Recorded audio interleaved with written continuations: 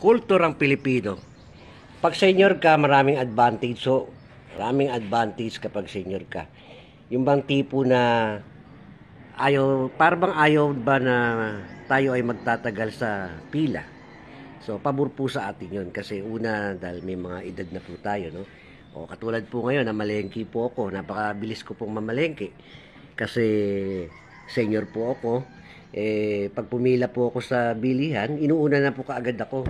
So, ang isang dahilan nun, dahil mabagal po tayong kumilos at tayo po ay matatapakan. Kaya wag po tayong magdaramdam dun sa mga bagay na yun, no? Pero pabor po sa atin yun. O, yan, magluluto po ako ng masarap na ulam ngayon. Siyempre, paborito ng apo ko. O, halika dito, apo. Ha? Dito ka sa tabi ko. O, para, hello guys. Ha? O, yan.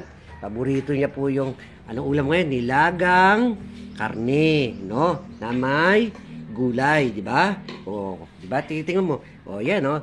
Ito po. Ayan, mais po. Paborito niyan, no?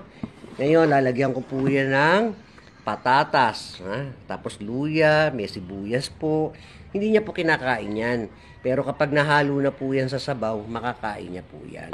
Tsaka, ito pong gulay. Ito po, importante. Yan. Importante po yan. Yan. O, gamitin ko po yan sa